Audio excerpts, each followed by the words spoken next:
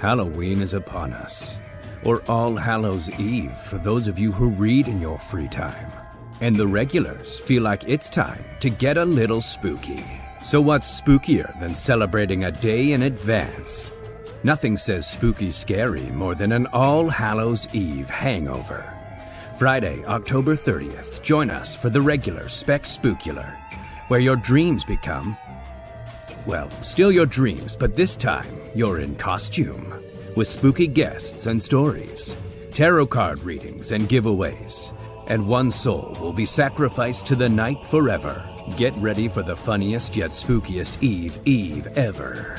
It's the Regulars Halloween SPEC-SPOOKULAR, live Friday, October 30th at 8 p.m. Eastern Time. Come be a part of the party at youtube.com/theregulars. It'll be a SPEC-SPOOKULAR good time. Tickle, tickle, bitch.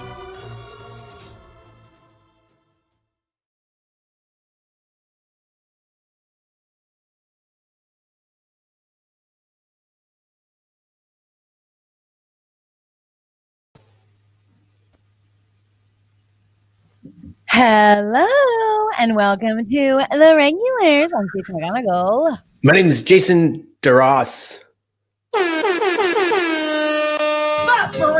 It's Hump Day, baby. And we're finally sponsored by ourselves. We are sponsored by ourselves. We're investing in ourselves. If you don't put the money back into the original pot, do you even have a pot? No pot. Hello, everyone, and welcome. Thank you for watching our commercial. I was like, Jason, I think we should play the video off the top. Let me tell you, everyone should get used to it. Get used to it for 2 more days, because in 2 more days, we're having the event of a lifetime. Yes. It's going to be the best. So if you are new, if you are old and just don't listen, this Friday we are doing the Spooktacular or the SPEC-SPOOKULAR, and it is going to be a dumpster fire. A dumpster fire of a time, unlike the Bachelorette, which wow. Yeah. Did you watch it? I'm catching up today because I was busy making the SPEC-SPOOKULAR. It has been a really busy couple of days, so I'm catching up today, but I was getting a lot of messages sent to me about what happened, and it's pretty wild. But I'm really excited for Friday. Guests are being confirmed, things are happening. Jason and I are doing this fun thing where we're messaging each other our plans for our costume, and those were getting pretty good. And I wouldn't say we found the depths of Amazon, but I wouldn't say we didn't. But here's the thing too, like I'm a Prime member. Me too. For a bit.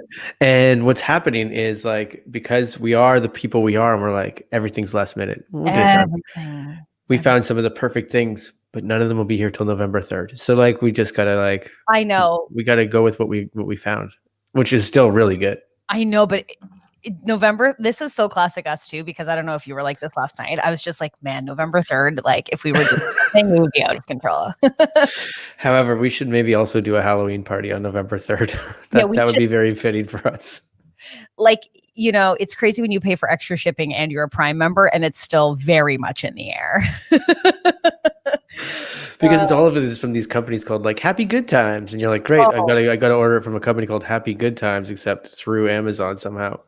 Yeah. Oh, November 3rd is the election SPEC-SPOOKULAR. Yeah. Maybe we go live. We're corresponding. Except I think, and I don't know, maybe Jen meant to write this. SPEC-SPOOKULAR. SPEC-SPOOKULAR. SPEC-SPOOKULAR. Yeah. So well, I'm really excited, and I was getting really Jimmy Jazz last night, just prepping, and I was saying that needs to be around more. What? Jimmy Jazzed. I was freaking Jimmy Jazzed. Okay. Mm-hmm. So yes, we're super excited. So bring a friend and feel free to share. Listen, like I said, the internet's a big place. We're not above begging and groveling. Let's make this a huge event. Let's make it happen. Because as Jameson says, yous are too much. Absolutely. If you think we're too much now, wait till Friday at 8 p.m. because we're going to be out of control. I hope so. This is going to be our first evening one. So let's get into it. Do you think you'll bring a cocktail? I think I'll bring something that's a part of the costume for sure. Right. Can I ask you something? Yes. I want to put it out there. I don't think you've slept. Here's the thing.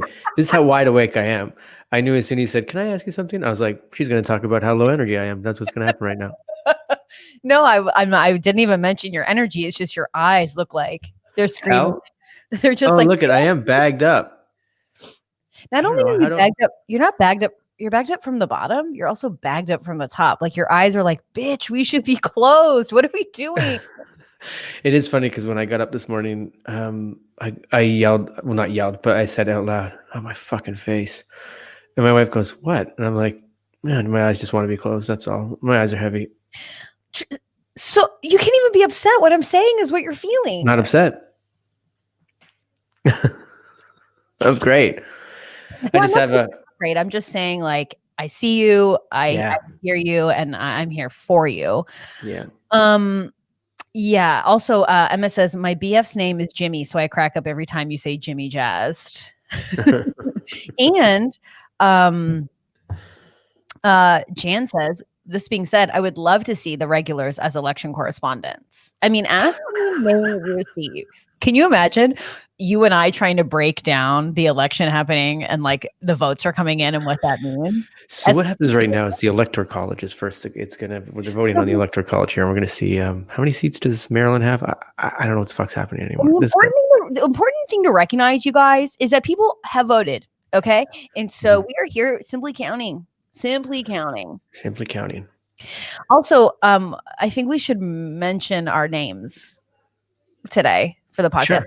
If you listen to this, you can always check it out at youtube.com/theregulars. But just as promised, Jason, what have you decided to call yourself? Vanguard. And I am ESP. Yeah, you know me. It is the electric college. The electric college, Jan. And the electric college is how many? I don't even know how it works. Oh, right. Yeah, you did say electric college. I said electoral. Oh, maybe I did say electric college. Now that I say electoral, I'm like, I don't feel like I said that. You said electric college, but I did not catch it. But we do vote, and we need to vote. Okay, that's all I'm saying. Jameson says Friday night is gonna be prefect. Oh wow, we got a pun. We got our first pun. It's gonna be great. I think I'm gonna make a pretty elaborate cocktail. I just realized too, like, you know how Jimmy Jazz, she was one of our listeners were saying like, "Oh, my friend's Jimmy," so every time you say it, what happens if your name's Karen right now? Oh, I guess you're just. I have some friends who are named Karen, and they're amazing. And I'm sure they're amazing, but now every time someone brings this Karen, it's got this negative connotation. You're like, "Oh yeah, fuck, that's my name." So I'd say this: if you're a Karen and you're listening and you're not a full turd, here's what I say to you. I'm going to give you the same advice that a friend gave me when a big old song Stacey's Mom. Stacey's Mom came out. And it's not about you, Stacey. It's not about you. That was my mom smoking a cigarette, chugging a Corona, saying that to me in front of my friend. She said it in a different tone. It's not about you. It's about me. Hey, bitch. It's not about you. This song's about me. And I was like, I'm 7. Well, and I got it going on. So yeah. So every time I think of that song, I think about my mom bringing our karaoke machine to my school and having a karaoke day where I said, this is not cool. And my mom would be like, come on, kids, let's sing. And I was like, who allowed this? And does the top button. All right, Stacey's Mom. I work in a bakery. This is a grade 2 class, miss. You got to go. Yeah. And she was like, fuck this. But, you're more than that.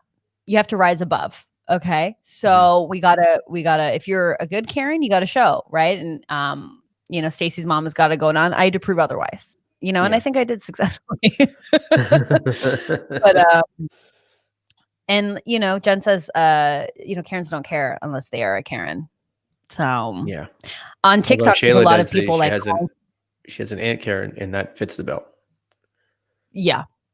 Well, I feel like a Karen's fine, and Aunt Karen, we really have to check ourselves. We really have to check in. We have to make sure, call them up, let them know, like, a mask isn't a big inconvenience. It's okay. Oh my God, I can't even with. It's such like, it's so ridiculous to me that people. I was watching The Daily Show, and there's a bunch of clips going around too. You can see on TikTok or wherever, but it's like, what's that one fucking guy? Anyways, this is not a good story, but he's a correspondent for The Daily Show, and he went out to like a pro-Trump rally, and he was talking to this fucking loser, and he was like, "So you're pro-life?" And he's like, "Yeah, absolutely." He's like, "So you're not wearing a mask?" He's like, "Well, it's a choice." It's Jordan Klepper or whatever. Yeah, and then when he was talking to that old fucking loser, and he was like saying how he's never made more money than under Trump, and then he's like, "What do you do?" And he's like, "I'm a debt collector." I'm a debt collector. You are under a fucking stand. What's happening here? I keep going back to our conversation with Chris Siddiqui, who's like, I think people who are still holding on to the Trump vote are people who are worried about themselves, their money. It's like this fear mongering, you know, and it's like. Sorry, my nose, but it's just like, it's so obvious. Ugh. Makes me so angry. Anyways, what doesn't make me angry? Transition. Did you hear about Mr. Vanguard? Here's the thing. And I did here's the thing again. I told Jenny, I was like, I'm going to watch the trial. My wife. My wife. I told my wife, and she's like, oh, the trial was today. And this is what happened. I was like, I'm about to watch the show. But she kept bringing it up. She goes, oh, because of the trial. I kind of want to watch that too because of the trial. And I was like, okay, like I get there's stuff going on. And I know it's not a spoiler in the end because, of course, like there wouldn't be a documentary unless shit got fucked up. I'm only one episode in because I didn't have time to binge. It's the same way you didn't get to watch The Bachelor. I pushed an hour through last night from midnight to 1 o'clock. I was like, okay. And then I was like, I'm going to get another one in, but you got to see a bit of the volleyball. I haven't seen any of the volleyball. What I don't get is, and I know you warned me about the Rachel. I know you warned me about the Rachel, but like in all of these other things that I've seen about cults, about the one with what was the old country one that I keep forgetting what it's called? I'm not telling you it because you reference it all the time and you need to learn the title. So I just but that's a charismatic leader that I could follow. David Koresh. Actually, the real David Koresh, no, but like the guy who plays David Koresh. What? Yeah, I'll follow that guy. Remember the Waco documentary? It has your Taylor Kitsch. I have not watched Waco. Well, Taylor Kitsch, I would follow. Sacha Baron Cohen, I would follow. As Abby Hoffman, I would follow. But this guy, I'm like, why does anybody believe this guy? Yeah, it's like looking at George Costanza and going like, I can't wait to find myself. Yeah. Here's the thing about this documentary that I will say. It's not entertaining. Okay. Now I found it in a time where I was burnt out and I literally wanted to lay on the couch and I just didn't care what was on TV. Add a little bit of a cultness to it. I'm there, but it's super boring. It's super slow. And I was about to say, it felt honestly, they really don't get into like the nitty gritty of the cult at all. What? I mean, because we're talking like what started as sort of a Scientology situation of like a better. That's what it's already feeling like for sure. Because they're like, how do we get celebrities involved? How do we have like a setup of like a hierarchy? It's a typical religious cult. Yeah. Like, I mean, it's like, oh, you're gonna basically the crux of how they get people in is they say like, like you are in charge of your emotions. So if you're upset, you've chosen to be upset. Yeah. Which is at its very base level is like a freeing concept because some people just don't want to feel shitty. Some people don't want to feel insecure. People don't want to feel like those kind of like ooey gooey feelings. Right. But at the crux of the cult, it's saying like anytime you feel a victim, like in this cult, you've decided to feel that way. That's not the actual truth. Yeah. And I could feel it off the top. Like as soon as I started talking to the main lady, and she was like, but that year I was setting my intentions. I was like, okay, we're already using this vocabulary. Like you're in it. You were setting intentions and it's the same as like every cult secret vision board. Like it's all the same thing. Set positive goals, set positive ideas, push positivity out in the world. Think about what you do. Try to like ignore or react differently to the stuff that is negative and see how do you make obstacles become opportunities and all that kind of stuff. Like it's all the same thing. All of it's the same thing. I mean, I will say this, like it really, I can see how people got into it as like a betterment program, but you can tell it's a cult when they start talking like Scientology, when they're like, so I had my EMs and I was like deemed as oppressive or whatever. It's like all the same Scientology talk, but it did make me feel like improv is a cult. It's such a cult. The Godfather, well, I won't call it, but like the main person is Del Close. Del Close was a Wiccan, and like it was cultish from the start. I know improv existed before Del Close, and I don't want to get into improv talk, but like it's a cult. But when I was watching it, I was like, holy shit, like here I am judging all of these people, but I have also given 12 plus years to another cult. So like as far as like I can judge those people, I mean, yeah, it was you just walk around, you have a coffee, and you're like, thank you, Mr. Risa. Yes and there and you guys kind of walk away like it's Fight Club in this room.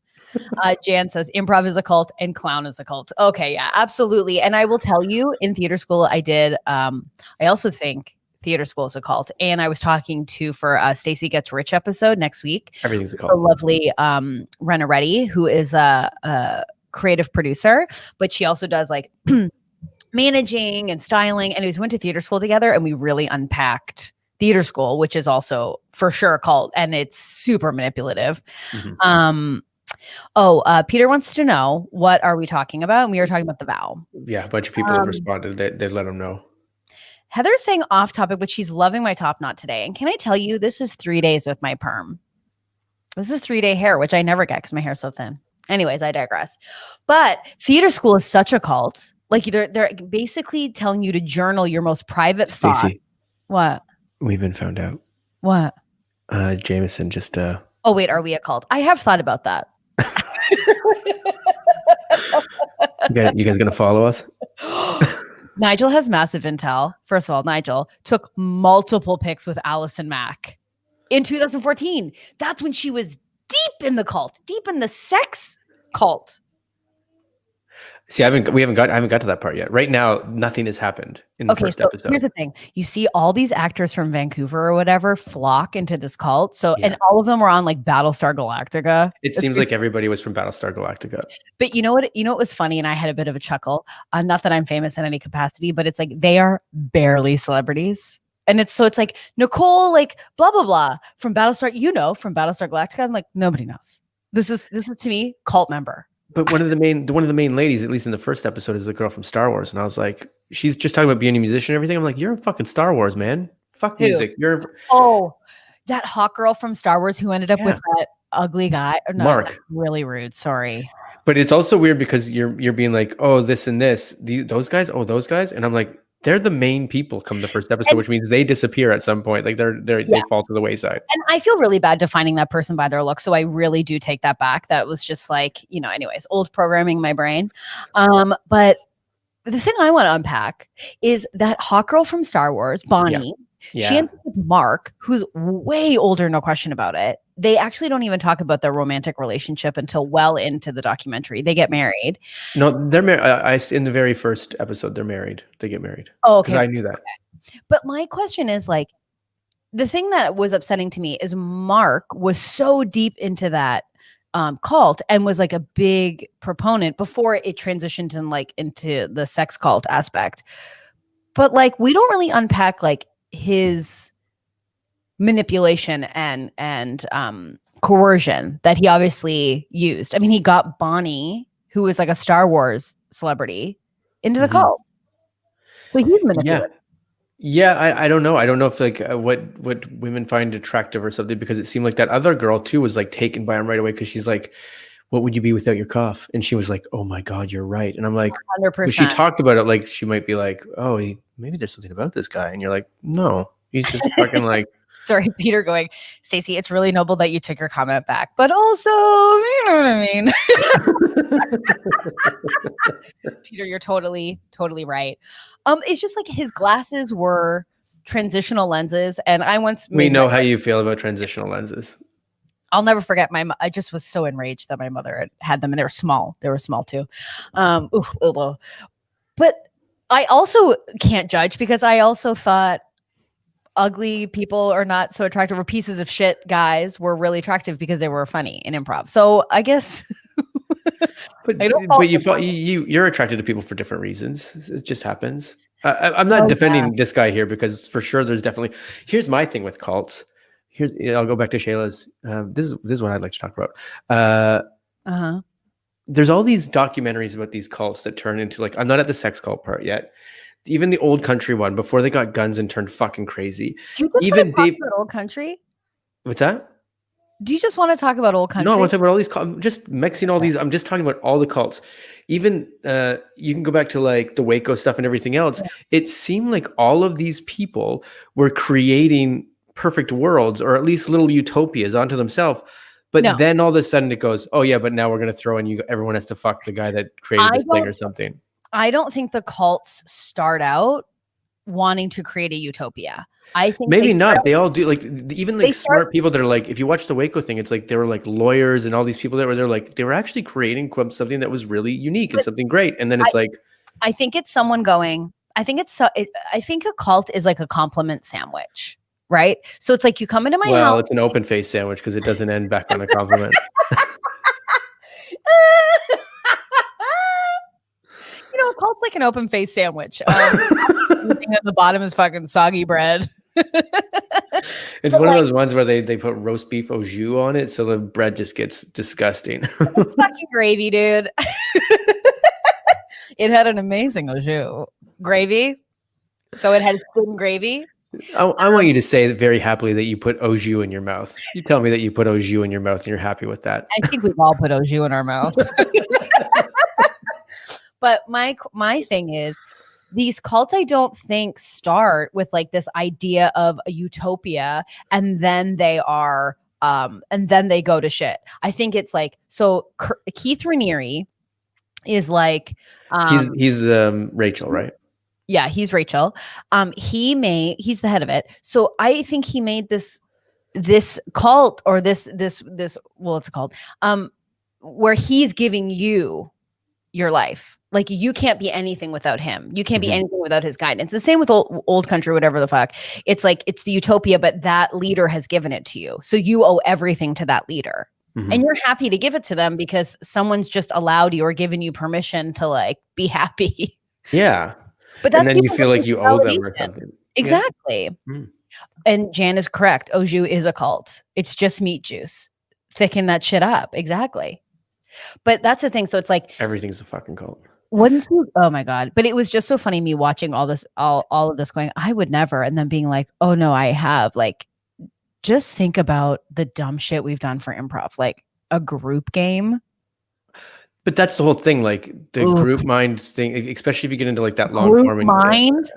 But then you're also like, let's do organic openings. And this is not content for anybody except for very big improv nerds. People listening, what an organic opening is. Whoosh, like someone whoosh, doing everybody whoosh, and then you go whoosh, ooh, whoosh, ooh, and it's like, and the audience goes, I hate this.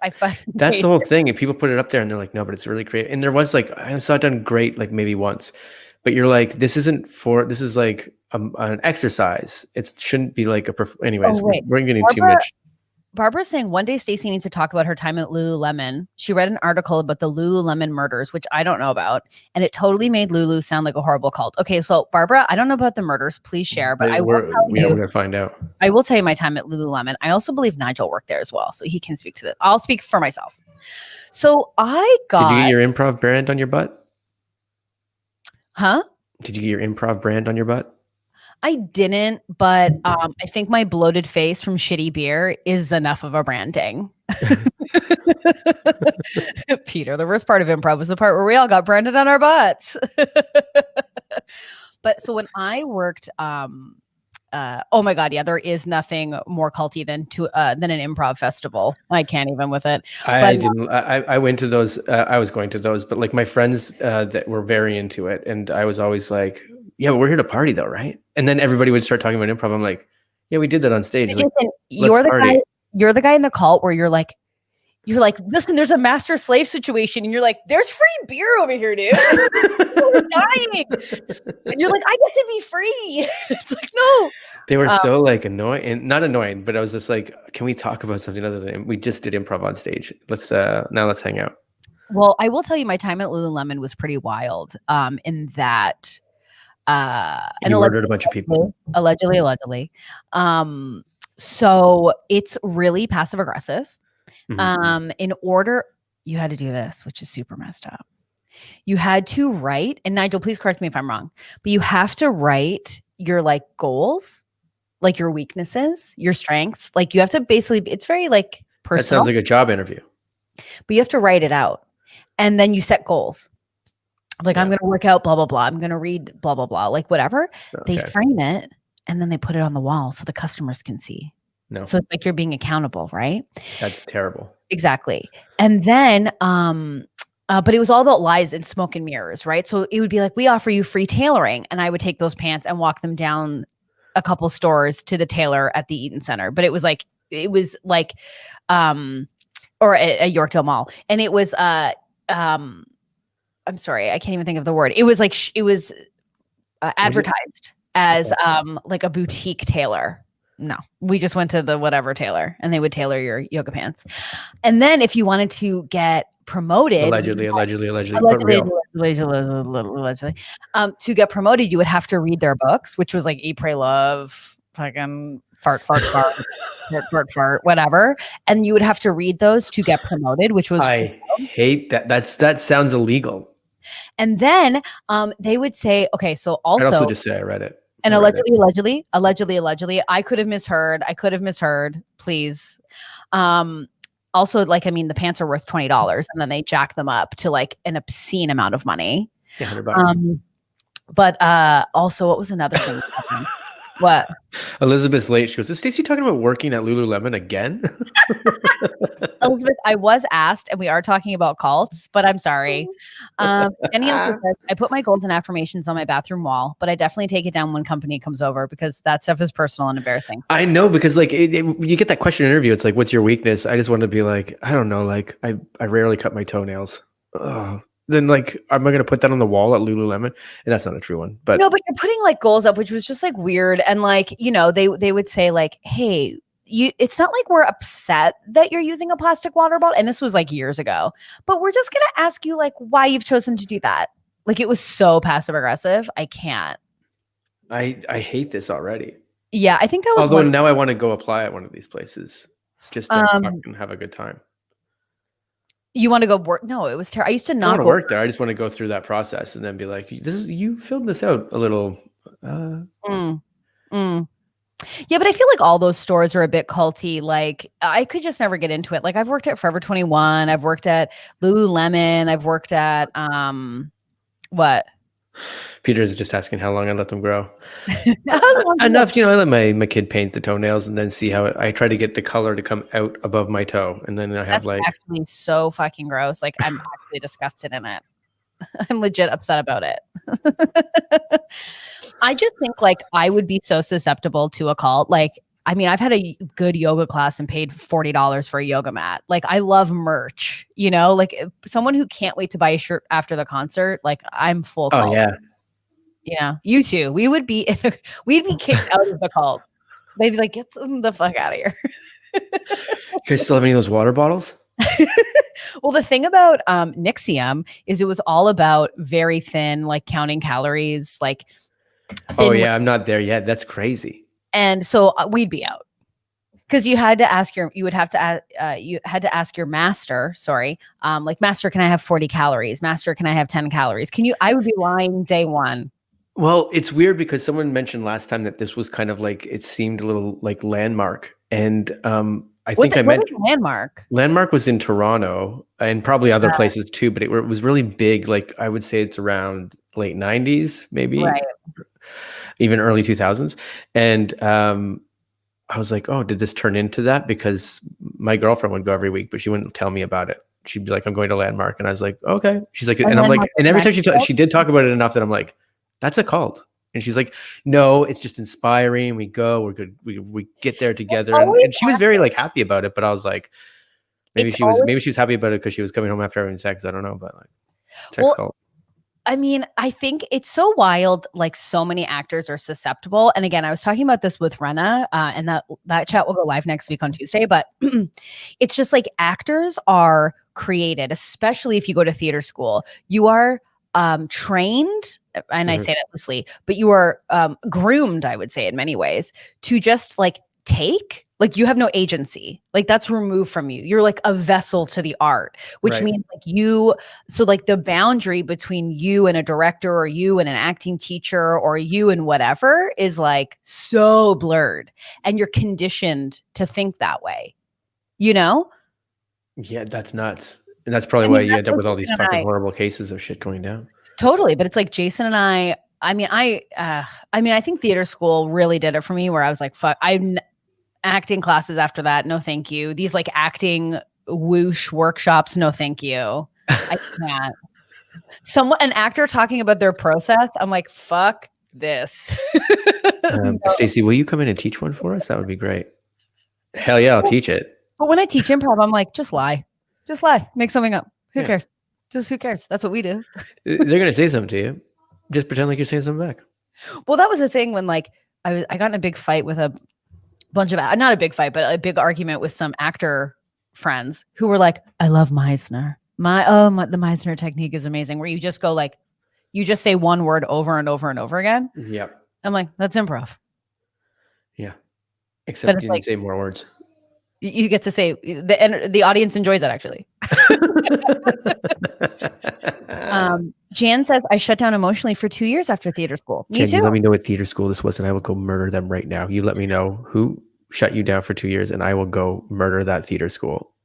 And I'm saying this live on air. So when it shows up dead. I told you I had a hard time. You didn't even ask. So Jan is a goddamn angel. And Jan, I'm going to murder. I'll do that. And Janelle's right. I mean, you're so vulnerable during and after theater school. And I feel like, it's not, you're also 19, Yeah.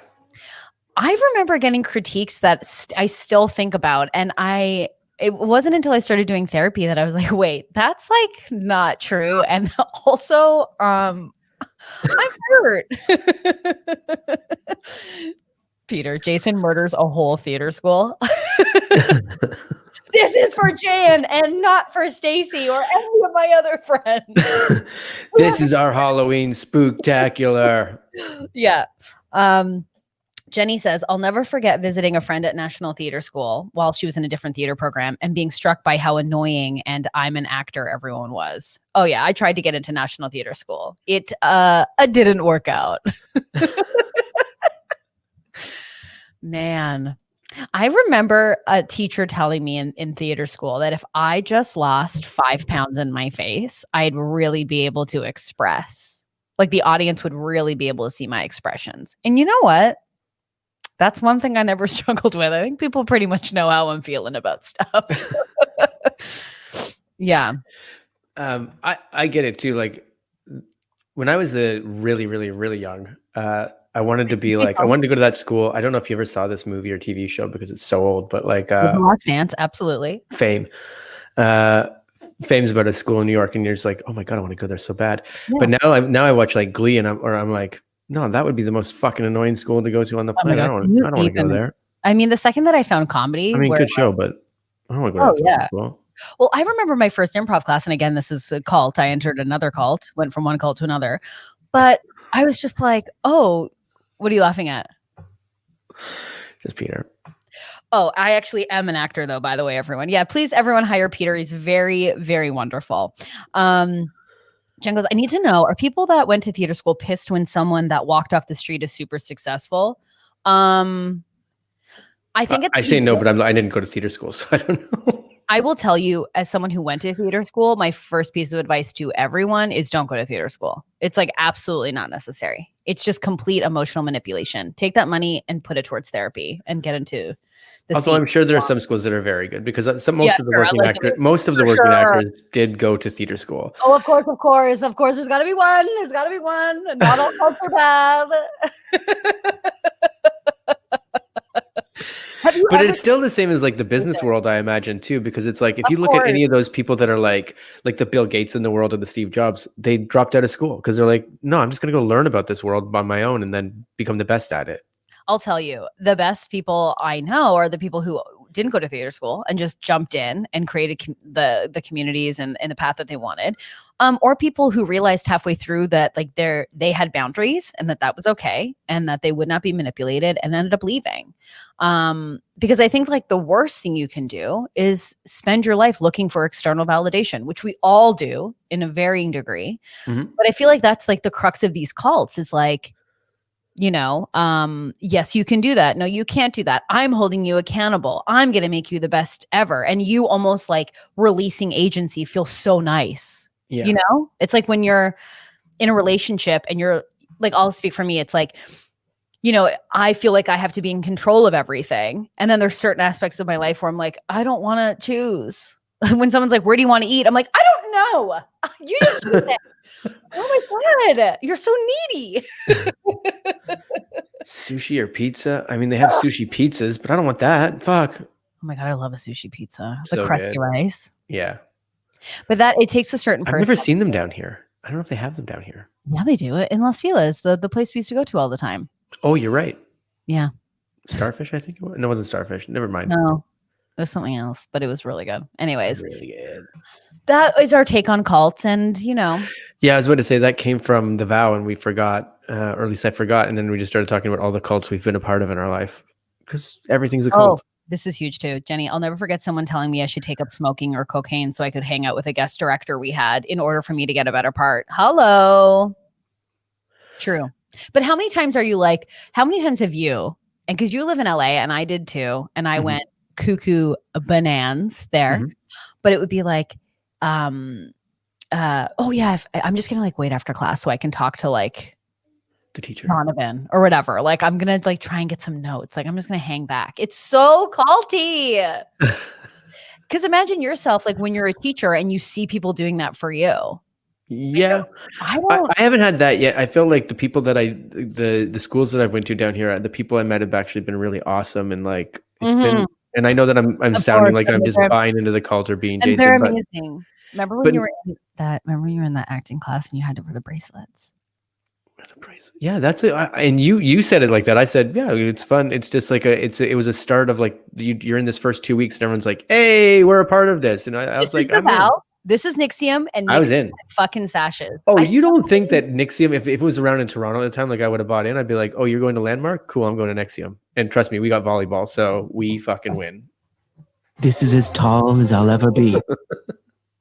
There's nothing sadder. No, again, when I looked at the volleyball aspect where it's like, oh, Keith's going to go play V-ball at midnight. Let's all go. Like so sad. But when you think about the places we have partied or we have hung out because we thought it would be a good networking time.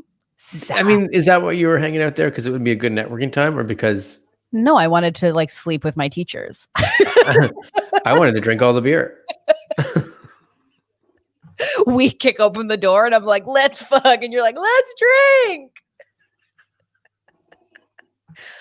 They also say that, so there's another documentary that goes along with this that's called Seduced, and it it follows one of the women who's a main kind of character that you don't see in The Vow, and her name's India. And it's sort of her take on it, but it's like very scripted and very whatever. But I've been watching both. What was I going to say? Well, this one was because it's so long and like it seems even from our chat, people are like, I don't know, like really like it was badly edited or badly directed or something that made it slow. Like nothing happens. So is this one that you're talking about now better to watch for that reason alone? I'm only 2 episodes in. I think it's only a 4-part series. And again, it's very vague. Like it doesn't really go into the depths of like people were branded. Like there were so many people. There's still like master slave relationships in Nixium to this day, even though Keith Raniere was just sentenced to 120 years in prison. What? So like what he does is really bad. Jason, I don't know anything about this yet. Jason, it's basically a fully groomed, like everyone's being groomed. And like he demands through Allison Mack, it's him and Allison Mack. They create this subsection of Nixium called DOS. And basically and this is their terminology. He's the head master. And then below him are master slaves. So like he has slaves who then are masters to other slaves and they're masters to other slaves. And it's to the point of like, master, can I go outside? good night, master. Good morning, master. May I, use my phone? Like whatever. I mean, you can't do that because you're texting them, but you know what I mean? And then they're all being groomed to have sex with Keith Raniere. So like he had That's women, crazy. So he had women change their bodies for him. So like he loved very thin, emaciated women, full pubic hair. Like there was like demands that women had to do, and then they would have to have sex with him. Why? It's really dark. But what I mean is this: why do you like if that's the carrot at the end of the like? Yeah, it's fucking George Costanza. It's not like I mean, at the we there's things that we've done in our lives because we're like, oh well, at the end of that tunnel, we'll have this job or something like very specifically. It's like great, I'm going to go through the Second City process because at the end I want to work on that stage. But to me, I'm like that's great. I get to work in a theater that is a 300-seat theater, and it's a fun time. But this is like that 300-seat theater turns into having sex with a guy with Keith Raniere. Yeah, like, but he started the manipulation when they did their first intro course, where he's providing them, or his teachings are giving them he's opening their eyes. He's making them feel the best they've ever felt. So now all of a sudden it's like if you break down who Santa Claus is, it's like this fucking fat guy comes into your house. Yeah, but you don't have to sleep with him. No, but he goes, I'll give you whatever you want. And you go, okay, sick. Can I sit on your lap? A truck, cookies, my parents' love, and he's like, no problem. Me and my sack and my I'll give you 2 out of 3 of those. And here's the thing, baby girl. I'm only going to come around once a year. So get all the love in while you can. But it's all this manipulation, Yeah. And also I will say, DOS, which is the subsection, Jen says, is the multi-level marketing of cults. The thing that's crazy, is that Keith Raniere started off as selling a multi-level marketing scam. So NXIVM is multi-level marketing. So he's basically like Nathan Field or Nathan for you. I'm just going to use the marketing terminology and theories and principles and blow them up so they're ridiculous in some other way. 100%. I mean, it's nothing sadder than all of our friends who are in a multi-level marketing scheme. We all know. We do have to get a hashtag going at some point too. Let's to cancel Santa. So we got to find a new hashtag today. I wish I could get all the Santa photos that my mother guilted us into getting, but she guilted me in far too long. Like I was already I basically looked like this when I was like 13. Like, I just kind of look like this, but with longer hair and trying to dress like Cher from Clueless. You can tell I am fucking over it in those photos. I'm just leaning against the chair because I was so tall. And they're like, let's get Miss Adult in the back of the room. Anyway. Yeah. But and then you've got Jerry who's in a Santa suit being like, I don't know about this. This is how I heard my friends go to jail. This is fucking insane. Do you think he ever went back home to his family and he's eating dinner and he's like, the oldest woman came in asking for a photo. She was with her kids. She stood in the back. I can't. But anyways, it's all multi-level marketing and let's all just, but 120 years. Pretty wild. I'm really bummed you've only seen one episode because there's some gems in it. Like when he asks Mark if he should cut his hair because he's trying to prove to people he's not a cult guy. So he cuts his hair. He cuts it in a bowl shape and it's like, now you're actual cult buddy.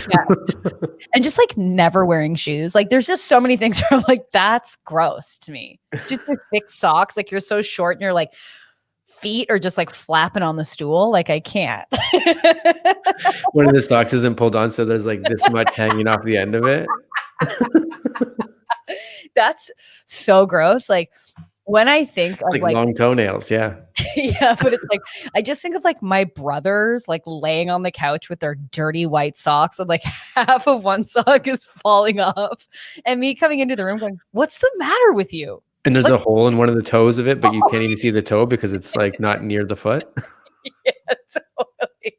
And I'm you're disgusting. He's like, whatever. I'm going to my girlfriend Chrissy's house. Fuck you. I'm out of here. No. I can't. I'm telling you this, and I'm saying this strongly. If I was on a date with someone and it was going great, and then we go to my house and they take their shoes off and they have thick fucking white socks, Done. Fuck yeah. Friend zoned. Get out of here. This is disgusting. Friend zoned. I'd be like acquaintance zoned. You think I'm gonna make out with someone and tossle my legs and feet around with a thick white tube sock? I don't know. That's pretty hot. It's just like, hey, It's the girls wearing the tube socks. Yeah. You ask like, were you walking outside? Why is the bottom? You gotta stop waving your foot around. You keep smacking me at the end of that sock. Here's the thing about a white sock. It's dirty the second you open the package. It's disgusting. These are cool. Brown. Brown. You know when you're like washing, like when I was younger, like doing laundry, and I would just see my brother's tube socks, and it didn't matter how much bleach or whatever was used. I was just like, ew. You can put a whole thing of bleach in there, and then you pick it up, and it just goes crinkle. No, yeah, a little hand comes out of the sock, returning the whole jug of bleach, and goes, "Not for me." Yeah, my mom always bought my brothers those white tube socks. So as a kid, I was like different color. I would mismatch my socks all the time. I was like, and as a kid, it's mostly tube socks, though. I mean, actually, that's not true. We've never bought Charlie tube socks. I think he wears all. But I think there's that age. It's like when you're really young and they got toddler socks. It's like all these different colors. But then you hit like grade 8. For boys, it's like probably pattern socks. Sure, why not? Fun with them.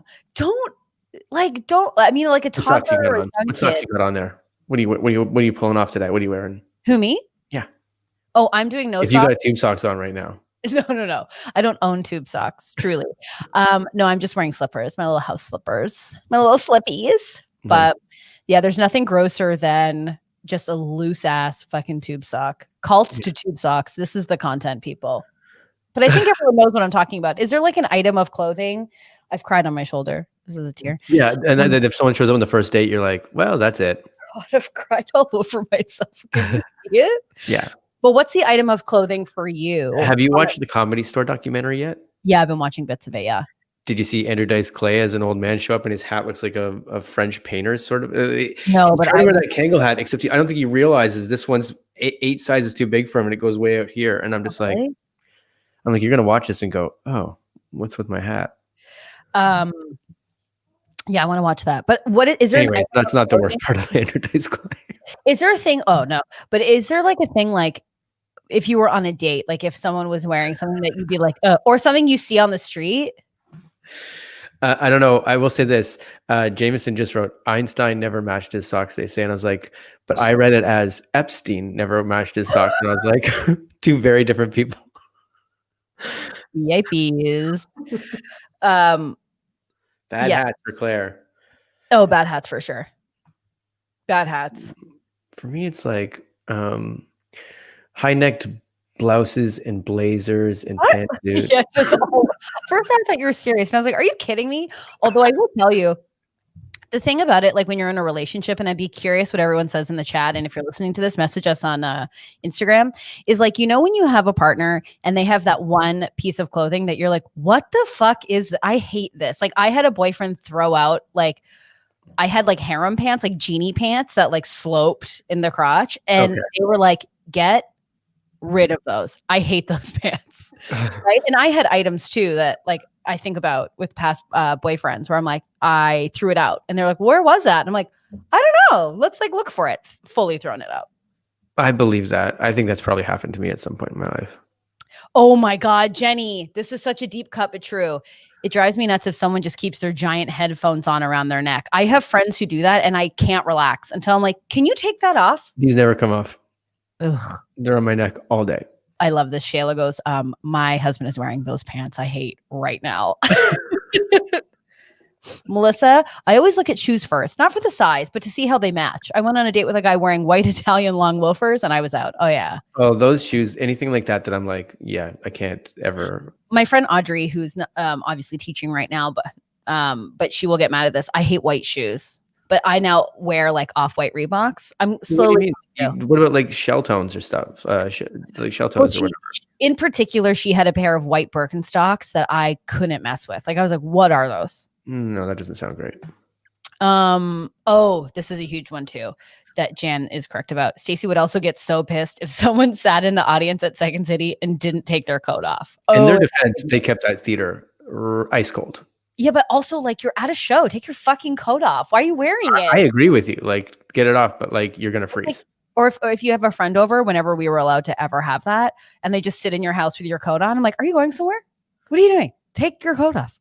Kayla has a husband that has an old ratty hat, and it makes him look like a hobo. He doesn't want to get rid of it, but he said he'd be mad if she threw it out.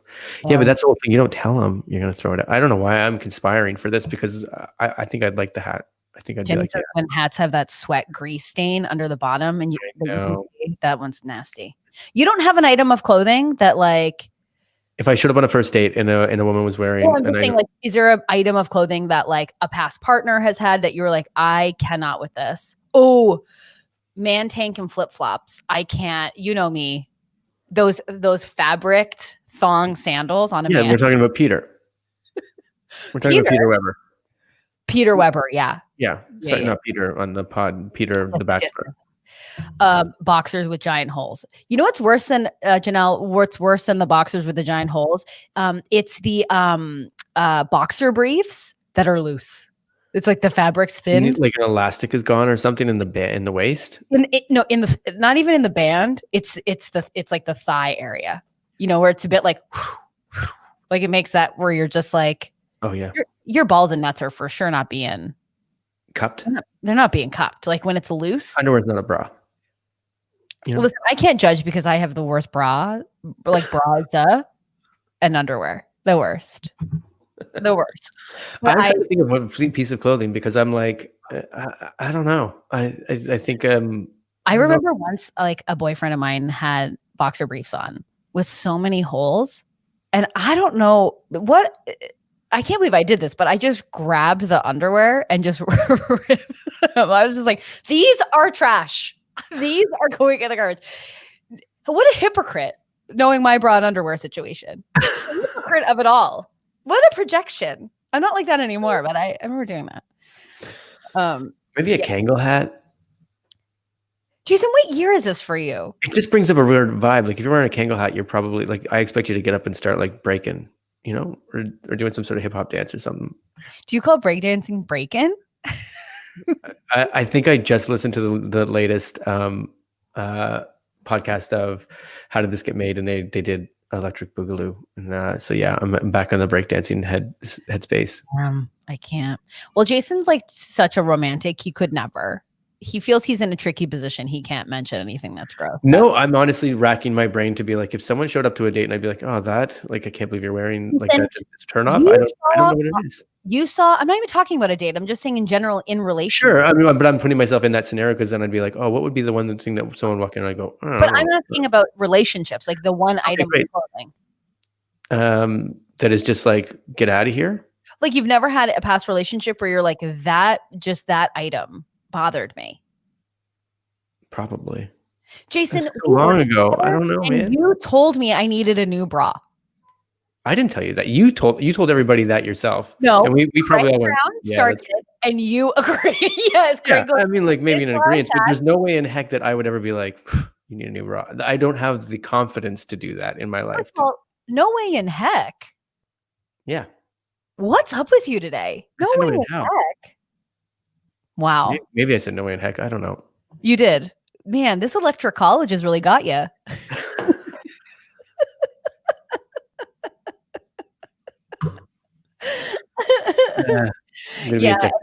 I'm going to electric college. Yeah. Yeah. Really funny. Snake King is saying, but honestly, thick socks are comfy when you're just lounging in them, especially on a cold, lazy day. Just saying. And you know what? He's not wrong. I have these socks that I almost pulled out today because they got skeletons on them. It's fun. It's a pattern. But they're like those ones that, what do they look like? You know, like a really thick, like they're just thick. And you're like, well, these, I'll never wear them outside, but wearing those around the house, you're like. They're a slipper sock. A slipper sock. That's a big present for me for the holiday season. Like when you would get presents from like your aunts and stuff, I was like, oh, you think I'm a thick slipper sock girl. That's what you think I'm into. This is great. I'm not. They were white. Anyways, I'll wear them today. I'll wear them today around the house, and that's gonna be really nice. I will never look Never at wear white any socks sock. again. The second I see a white sock, I'm just going to think of dirty. Just So, weird, unexplainable stains. oh God. Oh, Tasha, I agree. I don't know why those ever got popular.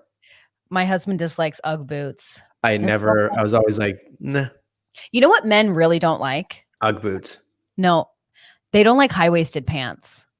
At first I did not, but then it grew. Exactly. At first I did not. I was like, what is this fashion? What is this trend coming in? But then it's not a trend. It stayed forever. And I'm like, but then I kind of was like, now I get it.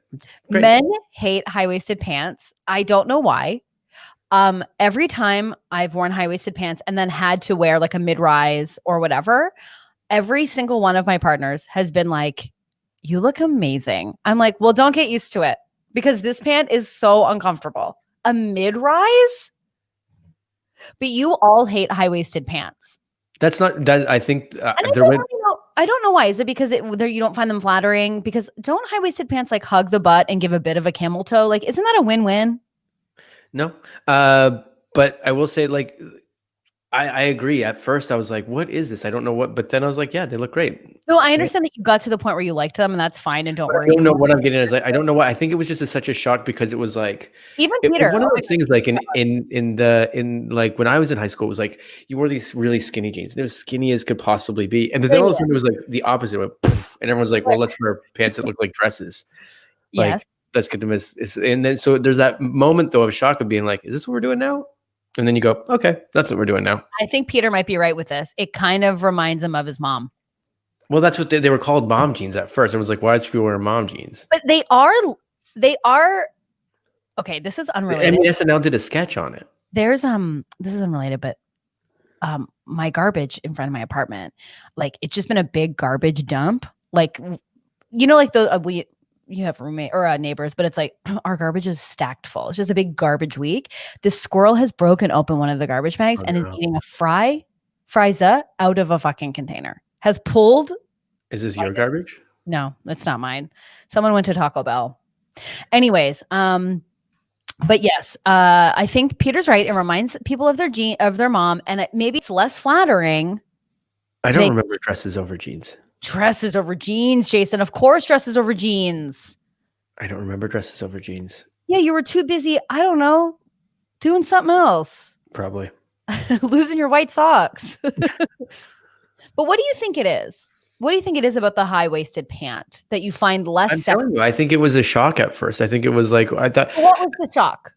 Because you're used to walking around, and it's like if you brought in bell-bottom pants all of a sudden, and people were like, whoa, everything's tight. These look weird. But then 2 seconds later, you're like, actually, kind of dig it. So it's just a shock off the top of like going the opposite. Okay, yeah. I think that's what it is. I don't think it's like it doesn't make anything less flattering or whatever. So it's just a thing of like. You would never be the one to admit it, but I think what you're missing is that when we bent down, our asses fell out because the jeans were so fucking low, and they never made. I didn't like that. Enough.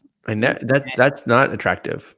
Oh my god! Just like my muffin top over top. Kayla said the same thing. I'm not even big, and it's muffin top city for me. Oh yeah. Oh yes.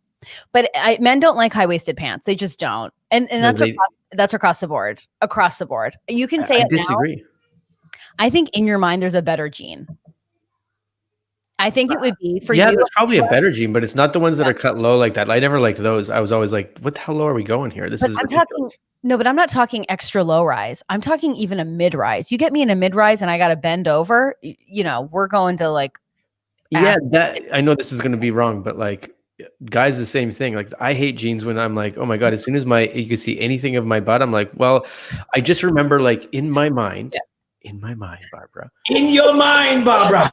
I remember being extremely young, and there was this kid that was a bit older than me riding a bike, and I was like, when he would sit down on his bike, I'd be like, I can see a bit of your butt crack, and I was like, I hate that. That's the look I hated most of my life. Oh yeah, my whole life from start to finish. If you want to go from keeper to creeper, show me your ass crack. Do you remember one of our friends? I won't name him, but his ass crack was no. It would always be out no matter what, to the point where like we once said to him, you point to where you think your ass crack starts and then we'll show you. And the difference. So he pointed and then Oh my God. and it was this much of a difference. I forgot about this. Yeah. Yeah. Yeah. Hip huggers and a thong. Yeah. That was the style, Tasha. 100%. But, and Peter says overalls.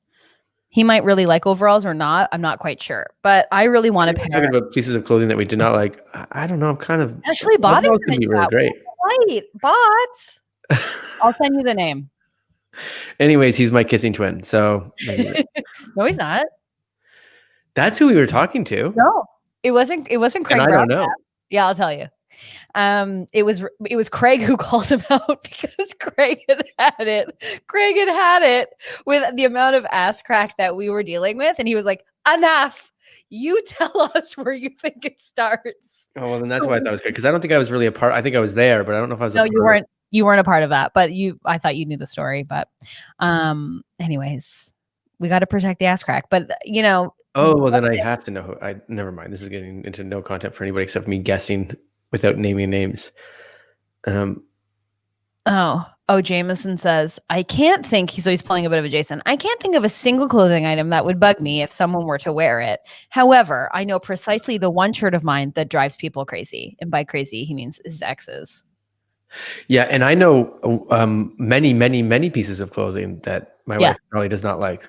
They're all jerseys. I can tell you. The shiny. I don't wear many jerseys. You've put this jersey thing on me. I don't wear many jerseys. Okay, we've got some good friends of Jason in the chat. We got some Jans, we got some Ashleys. I don't know if Nigel's still listening. Does Jason wear tons of jerseys? Yes, you do. Name one. I mean, you can do it because we can go back and we look at the pictures. And I think I've worn jerseys twice on the show. And one of them was a Halloween costume, but I think it's been twice on this show. No, you didn't wear a Halloween costume.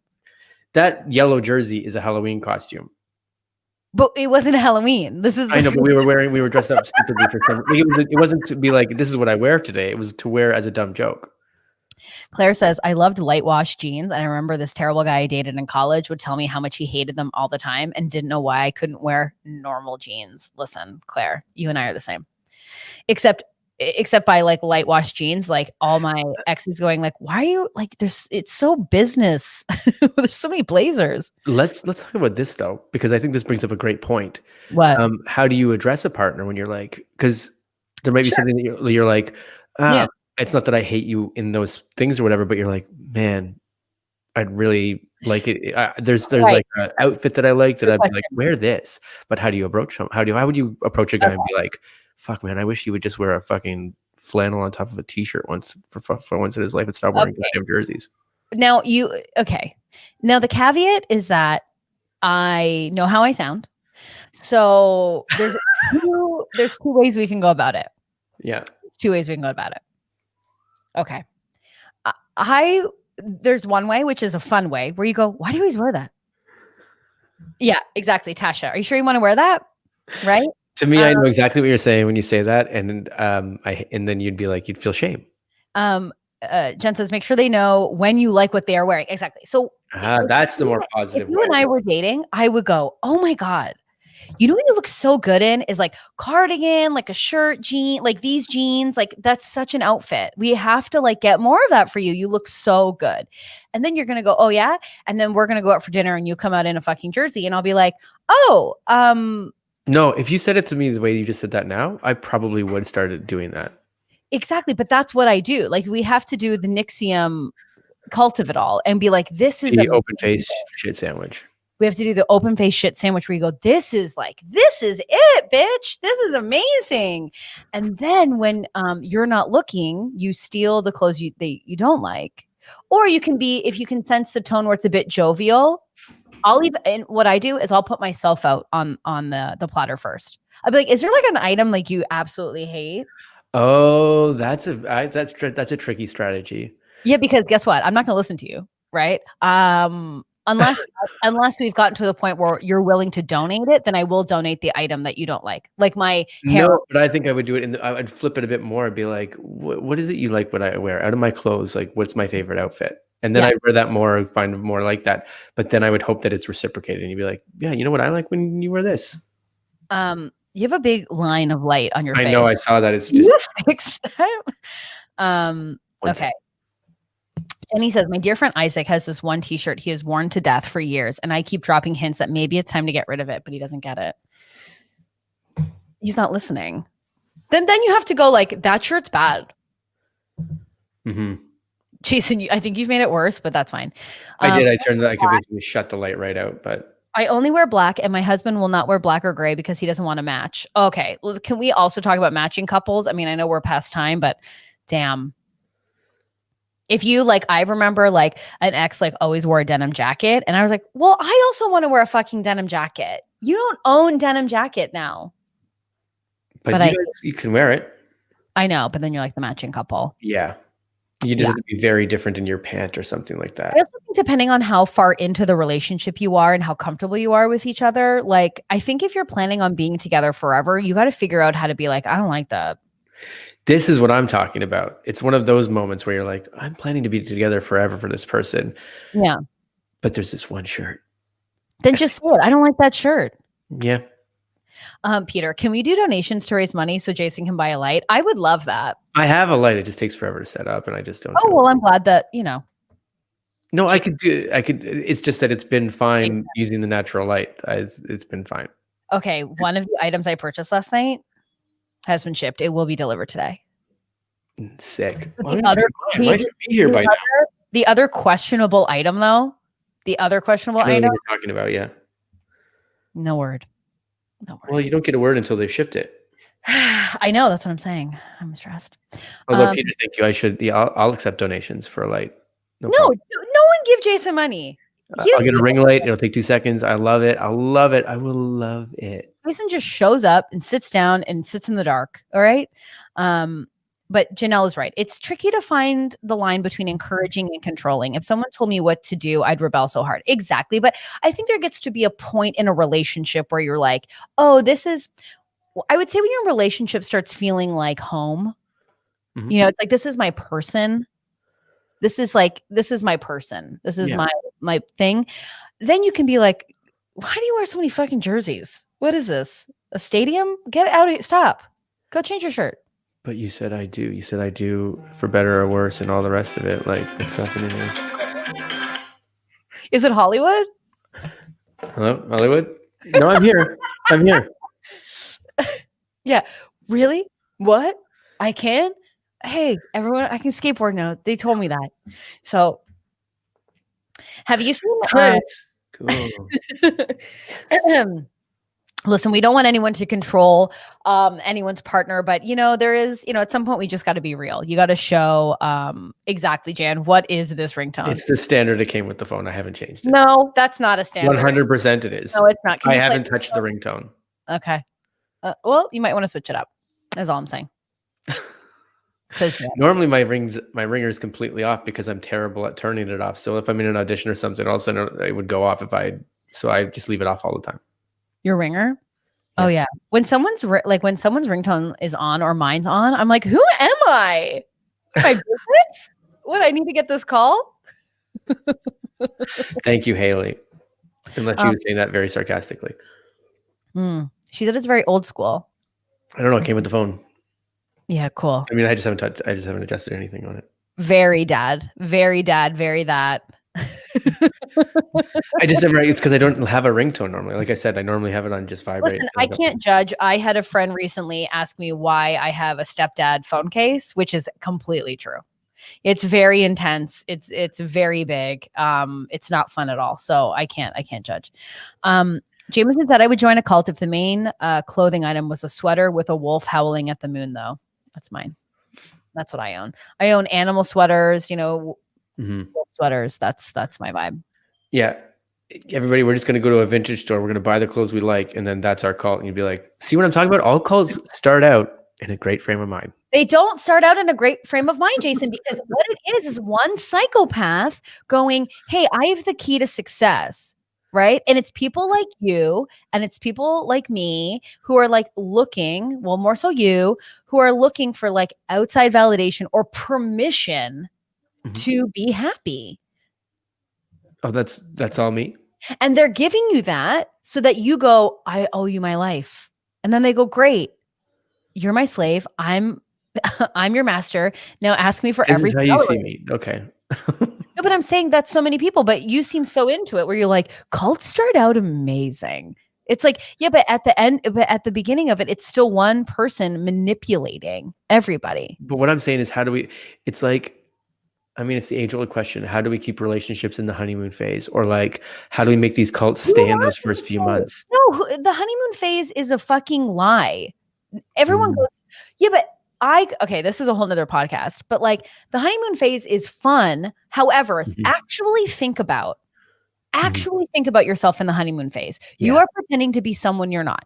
No. Okay. You're not taking a shit. You're not saying you're pretending you don't want snacks at the movies. No, I want snacks at the movies. You're pretending that you don't have like these, like, you know, traumas or blocks or pet peeves. You're just so enamored that someone likes you that you're not actually being yourself day to day. Okay.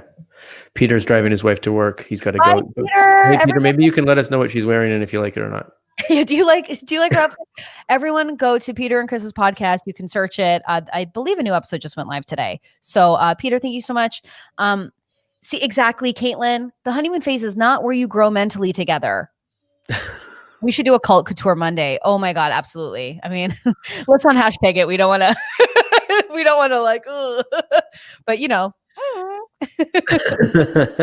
But anyways, I mean, we could get into it, but we won't because we're over an hour. But I feel like the honeymoon phase is smoke and mirrors, much like many cults. So. That's fine if it's smoke and mirrors. What I'm saying is like, but what stuff you hold on to until it turns like, it's like in a cult when they have any of these documentaries called Wild Wild Country, or like even whatever it is, but it's like they go, my goodness, we started it with such good intentions and all of these things we were actually helping and benefiting the community. And all of us were living so well. But they're pretending not to be who they actually are. That's the problem.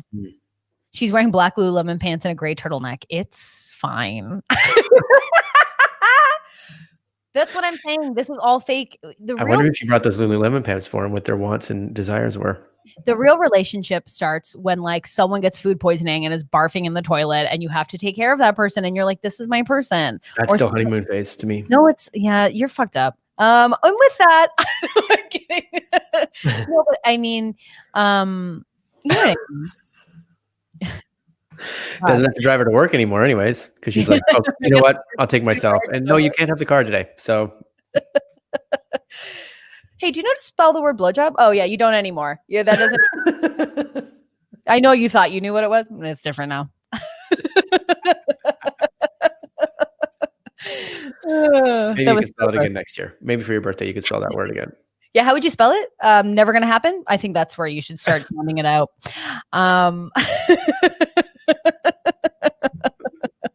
Such a mom. That's such like what my mom would joke about, where everyone's like, "Ew, what?" Also, when it's your kids, yeah, your dad won't eat his vegetables. I guess no blowjob for him tonight. You're like, okay. Ew. Oh my God. Dude, that's so fucking gross. I'm so glad that my parents are like not that. But we still got to make those sex magnets. We got to have a business meeting. It's true. We have to, first we're going to worry about our SPEC-SPOOKULAR. Or SPEC-SPOOKULAR. And then we're going to plan this movie together that we're all going to watch together. It's going to be really, really fun. It's going to be great. We got to get some sex magnets going. Sex magnets. Okay, everyone, we're going to leave. We'll be back on Friday for the SPEC-SPOOKULAR. So, you know, just to clarify, are we doing regular times on Friday as well? I don't know. I think maybe we should just do the SPEC-SPOOKULAR. This is me too. This is just where you can see behind the drapes. I mean, this is me and Stacey actually. This is our business meeting. In your mind, Barbara. So everyone prepare. We've got the SPEC-SPOOKULAR happening Friday, 8 p.m. It would mean the world. Bring a friend, have a watch. So if you have a spooky or a SPEC-SPOOKULAR story, you can send us a voice message, and you can do that on Instagram. And we will also put up all the details on our Instagram about how you can get in touch with us too. Also on our website, you can check out our website and you can send it there too. But just think of those fun stories. Everybody did Halloween at some point, I imagine. So like, there's got to be some Now, I will say we're going to do some tarots. We have locked in the wonderful and amazing Jenny Cirillo will be joining us and doing a tarot reading, I believe for Jason, because I just want to enjoy. And there might be a little giveaway so I won't say, much more, but there will be giveaways and little tricks and treats. So and there's some fun stuff planned as well. And we're coming in costume, so feel free to wear a costume. I mean, we won't see it, but whatever. Feel the vibe. Bring a drink. It's a Friday night. You can do whatever you want. It's the Friday night before Halloween. It is the Friday night before Halloween. And I will say this, we totally encourage, if you and your friends want to dress up, you can send us pictures and we'll share them. If you tag us on Instagram, I'll have our Instagram live while we're live. So by the way, Shayla's right. We didn't take a look at the Model Mondays today. Stacey was going to bring hers, but go to our website, our Instagram. Shayla sent us another very spooky one, which was really amazing. So we've been sharing them on our Instagram. Apologies for that. We will get into them. And maybe we'll do like a full-on Monday one where we just look at all of them. But so everyone gear up for the Spec-Spookular. Feel free to share and pass along our video. That would be lovely because we're going to be real thirsty about it. Yeah. Is there anything? Can't wait. No, I mean, like, guys, get ready. It's coming. We could end on that commercial again. Yeah, do you want to end on the commercial? Let's end on a commercial again. We're sponsored. It means that we got to pay ourselves again. We have to invest in ourselves again. We have to invest in ourselves again. So we will leave you with the Spec-Spookular. If you haven't seen the video, I did message Jason and say, this took a really long time. I hope you enjoy it.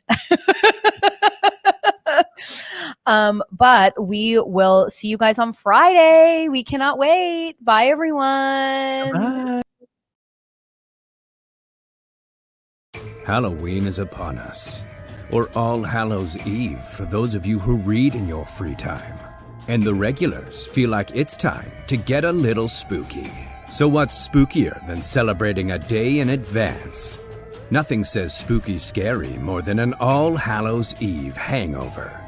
Friday, October 30th, join us for the Regulars SPEC-SPOOKULAR, where your dreams become, well, still your dreams, but this time you're in costume, with spooky guests and stories, tarot card readings and giveaways, and one soul will be sacrificed to the night forever. Get ready for the funniest yet spookiest Eve ever. It's the Regulars Halloween SPEC-SPOOKULAR, live Friday, October 30th at 8 p.m. Eastern Time. Come be a part of the party at youtube.com/theregulars. It'll be a Spec-Spookular good time. Tickle, tickle, bitch.